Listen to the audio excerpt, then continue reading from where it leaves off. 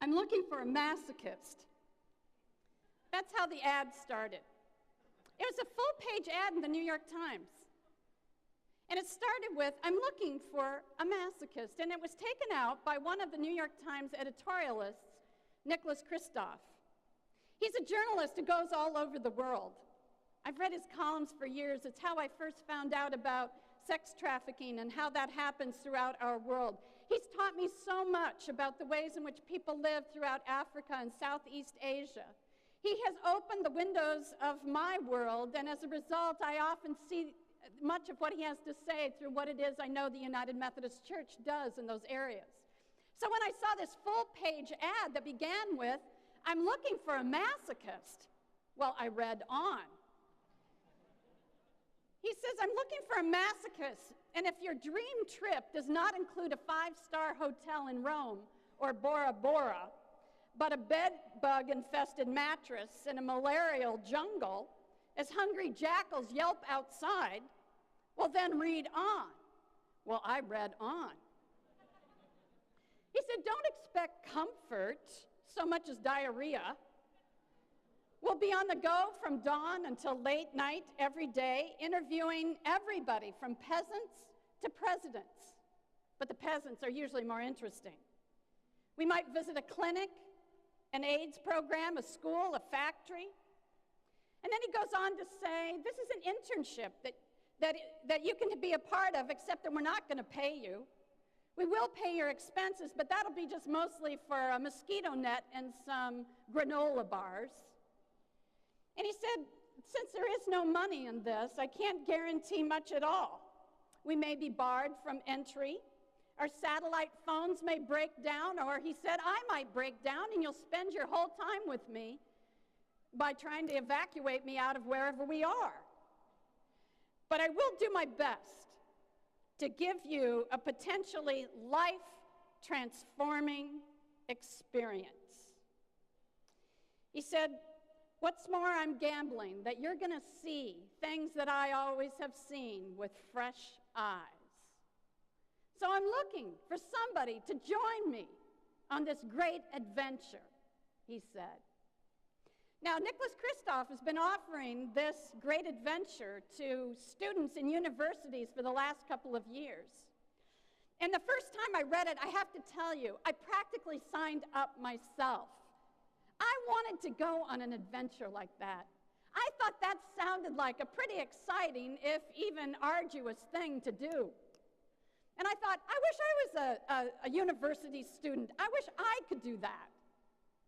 And then I got to thinking, you know, I signed up for a pretty big adventure myself. And it's been exciting over the years. And it's also been arduous at times. But I serve the greatest master, Jesus Christ, who has called me to this adventure, and Jesus Christ, who may very well be calling you to a lifetime of full-time Christian service. He calls each and every one of us, no matter what we do with our lives, to follow this adventure, this exciting and somewhat arduous adventure. Now, when Jesus called Peter, you know, Peter didn't know what he was signing up for. Jesus called him when he was by the Sea of Galilee the first time, and he said, come and follow me. And I'll bet Peter thought that that was going to be pretty exciting. But you know, even along the way, it got a little scary for Peter. But Peter had seen the ways in which Jesus reached out to people, how he healed them, how he performed these miracles, and how even his words, Jesus' own words, lifted people up and made them see themselves as the very beloved children of God that they were, people who could never imagine themselves being the beloved children of God. Peter saw all this. He saw the ways in which people's lives were changed, and indeed he wanted to be a part of following Jesus.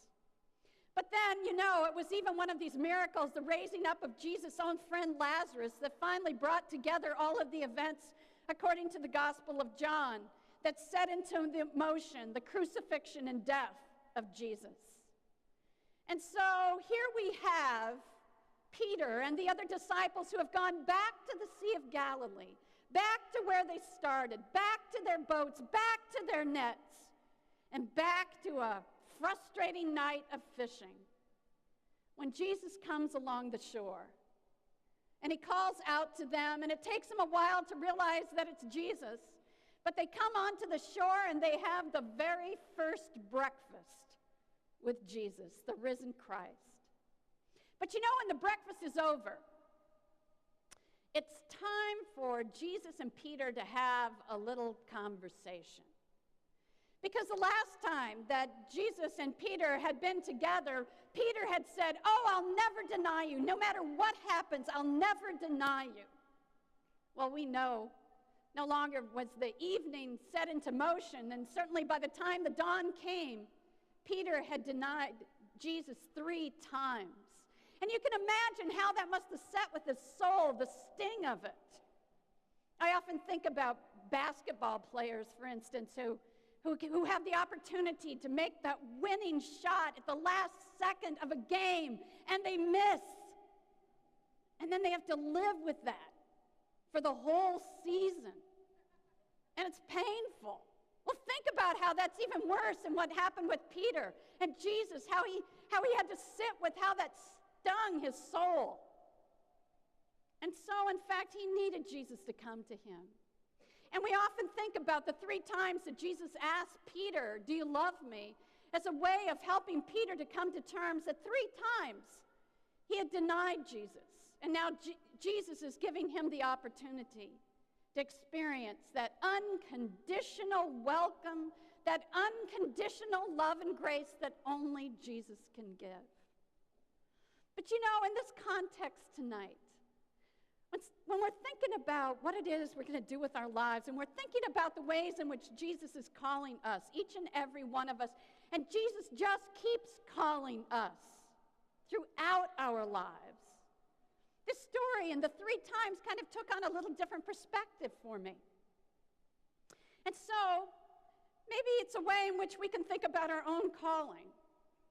So Jesus says to Peter, he says, "Peter, do you love me? Do you love me more than these?" Now, prior to thinking about this scripture, in this context of all of us being called, I always thought, "Loved me more than these" meant, "Peter, do you love me more than all the other disciples love me?"